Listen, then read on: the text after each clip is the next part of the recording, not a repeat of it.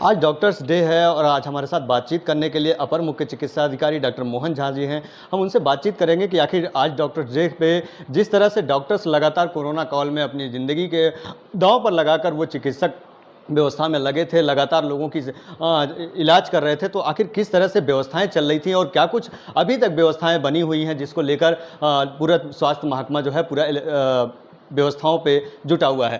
तो डॉक्टर साहब, आपका बहुत बहुत स्वागत है। सबसे पहले डॉक्टर साहब, हम ये जानना चाहेंगे कि आज डॉक्टर डे है, किस तरह चिकित्सक अपनी जिम्मेदारियों को निर्वहन कर रहे हैं और किस तरह वो व्यवस्थाएं उनके लिए बनाई गई हैं? Thank you. देखिए, डॉक्टर्स एक पैसा ही ऐसा बना है जो सर्विस के लिए बना है। और जितने भी डॉक्टर पहले भी हुए हैं, आप सुनते होंगे कि डॉक्टर जिस समय में कम डॉक्टर थे, कहीं कोई कोई मिलता था, उस समय भी वो अपना सर्विस पूरे तन मन से करते ही थे और आज भी करते ही हैं। रही बात व्यवस्था की, तो स्वास्थ्य व्यवस्था का जो भी जिम्मा है, वो डॉक्टर सरकारी हो या प्राइवेट हो, उन्हीं की जिम्मे है पूरे स्वास्थ्य विभाग की।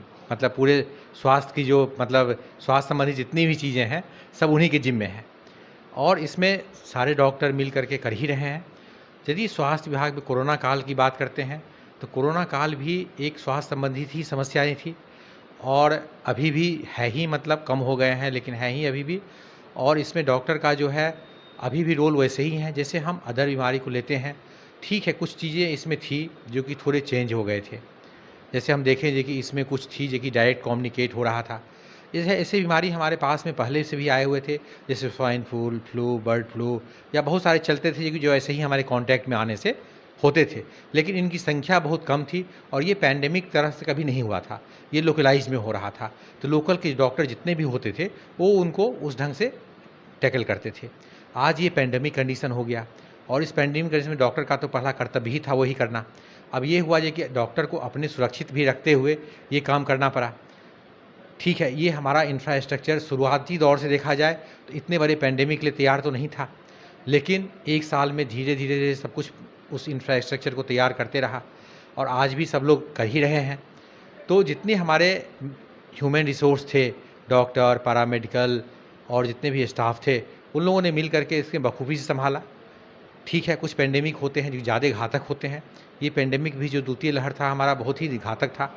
तो हम जितना एक्सपेक्ट कर रहे थे उतना अच्छा रिजल्ट नहीं मिला था, लेकिन हम लोग कर तो रहे ही थे और आज भी हम लोग चाहते हैं, आज भी हम लोग कर रहे हैं और हम लोग जो है आज भी कर रहे हैं। और जो हमारी अगले बार यदि इस टाइप की कोई लहर आती है या इस टाइप का कुछ भी पैंडेमिक में फिर से शुरू होता है, तो हम लोग पहले से ज़्यादा मजबूती से काम करेंगे और पहले से ज़्यादा सशक्त हो भी गए हैं। हम अपने इंफ्रास्ट्रक्चर को भी बढ़ा लिए हैं, अपने मैन पावर को भी बढ़ा लिए हैं और अपने संसाधन को भी बढ़ा लिए हैं। डॉक्टर साहब, सबसे बड़ी अहम बात ये रही है कि सबसे पूरे ज़िले की जिम्मेदारी आप कर रही है। आप कोरोना के दौरान आप लगातार निरंतर लोगों के सड़कों पर भी उतर रहे थे, लोगों की सेवा भी कर रहे थे और तमाम जिस तरह जिम्मेदारी आपको मिली हुई थी उस पर आप निर्वहन कर रहे थे। तो आप क्या कहना चाहेंगे इसको? जहाँ तक इसकी बात है, जिम्मेदारी की बात है, मेरी जिम्मेदारी जो थी वो तो थी ही, लेकिन ऐसा नहीं था कि सब लोग मिल के ही किए हैं। कोई अकेले कुछ नहीं कर सकता है। हमारी जिम्मेदारी थी, ठीक है, उस समय में हम एज ए लीडिंग का काम कर रहे थे, टीम लीडर के रूप में काम कर रहे थे। लेकिन हमारे टीम के जितने भी मेंबर थे, रात के 10 बजे तक रुकना होता था। तो जितने हमारे ऑफिस के स्टाफ भी, सारे लोगों ने साथ दिया कदम से कदम मिला करके। और जितने भी डॉक्टर थे, रात के 12 बजे फ़ोन करो, भाई ऐसे आना है, अभी आना है। किसी डॉक्टर को बीमार पड़ गया, दूसरे डॉक्टर को रिप्लेस करना है। कोई डॉक्टर कोरोना ड्यूटी में ही बीमार पड़ गया और उसे दूसरे को रिप्लेस करना है। किसी को घर फ़ोन किए कि भाई आ जाइए, अभी वो डॉक्टर बीमार पड़ गए हैं, आप देख लीजिए इसके काम को, तो उन्होंने उस समय भी आ गए। तो ये चीज़ें सिर्फ मेरे ही से नहीं हुआ, सारे लोग मिल के ही किए हैं और इसमें और भी लोगों का बहुत सारा सहयोग रहा है। जो हमारे अदर डिपार्टमेंट भी हैं, जो फ्रंट लाइन वर्कर के रूप में काम किए हैं, पुलिस हो, चाहे एडमिनिस्ट्रेटिव विभाग हो, चाहे हमारे डीएम साहब हों, चाहे जो भी हो, इन लोगों ने भी पूरा सहयोग किया है, हर कदम पे कदम मिला के चले हैं। मेरी जानकारी जहाँ तक है कि अभी बीच में कोरोना काल के दौरान एक सीएम साहब का वीडियो कॉन्फ्रेंसिंग था, उसी दौरान आपके जो है भाभी जी एक्सपायर कर गई थी मार्ग दुर्घटना में। हालांकि ये बहुत दुखद बात है, लेकिन जानना कि ज़रूरी भी है कि आप जिस तरह जिम्मेदारी सड़कों पर उतरकर लोगों के बीच रहकर आप कर रहे थे, तो उस तरह आप कैसा फील कर रहे थे, कि किस तरह महसूस हो रहे थे? क्योंकि ये अहम चीज़ें हैं कि लोगों तक ये बातें पहुँचनी चाहिए कि डॉक्टर्स हमारे आज किस तरह सड़कों पर उतर रहे हैं, किस तरह अस्पतालों में लगे हुए हैं, तो ज़रूरी होता है जानने के लिए। इसमें हम एक चीज़ कहना चाहेंगे जो भी इमरजेंसी सर्विस के लोग हैं वो ये सोच के आते हैं ये कि यदि हमारे साथ कुछ होता है तो हम उसको अपने सर्विस को कायम कंटिन्यू रखते हुए, मतलब जो मेरा मूल काम है, घर में सबके घर में कुछ ना कुछ होनी अनहोनी होते रहती है, हम उसको भी देखते ही हैं क्योंकि परिवार भी मेरा है, परिवार भी ध्यान देने की बात है।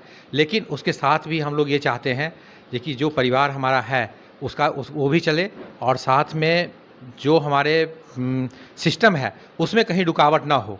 तो इसमें हम लोग ठीक है, दिमाग में चलते रहता है दोनों बातें, लेकिन इसके बाद भी हम एक तरफ देखते हैं परिवार को, लेकिन दूसरे तरफ इतने लोग हैं यदि उस सिस्टम से जुड़े हुए हैं उनको तो हम छोड़ नहीं सकते हैं। तो हम जो भी इमरजेंसी वर्क करते हैं उसमें हमें सबको साथ लेके ही चलना होता है, सारे काम साथ में ही किया करना पड़ता है। आखिरी सवाल है डॉक्टर साहब कि कोरोना की तीसरी लहर की बात कही जा रही है, उसको लेकर स्वास्थ्य महकमा किस तरह व्यवस्था किया है और आप क्या कुछ व्यवस्थाओं को बनाने रहे हैं जिससे तीसरी लहर से निपटा जा सके?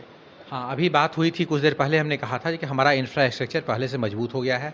जैसे हमने 200 बेड का जो बना लिया था, जो 50 बेड का था वो 200 बेड पे हमारा L2 सिस्टम हो गया था। उसमें हमने पीडियाट्रिक्स के लिए अलग से 50 बेड रिजर्व करके रख लिए हैं यदि पीडियाट्रिक्स वेव आता है तो। अदरवाइज़ जो हमारे जितने पीडियाट्रिक सिस्टम जहाँ जहाँ पे हैं उसको एक्टिवेट कर लिया गया है। जैसे हमारे PICU हैं उसको एक्टिवेट कर लिया गया है।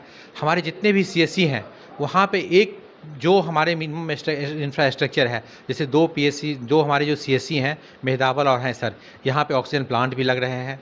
इसके अलावा सारे बेड्स पे ऑक्सीजन सप्लाई हो गई है।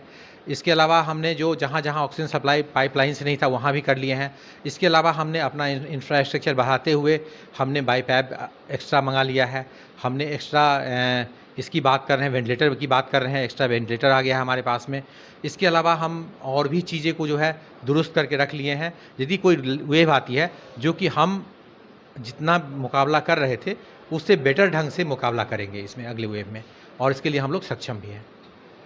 तो ये थे अपर मुख्य चिकित्सा अधिकारी डॉक्टर मोहन झा जी, जिन्होंने जानकारी दी है कि स्वास्थ्य महकमे को लेकर किस तरह तैयारियां कर ली गई हैं और डॉक्टर्स डे पर आज किस तरह डॉक्टर्स लगातार वो लोगों की सेवा में लगे हुए हैं। मैं मिथिलेश कुमार धुरिया, संत कबीर नगर।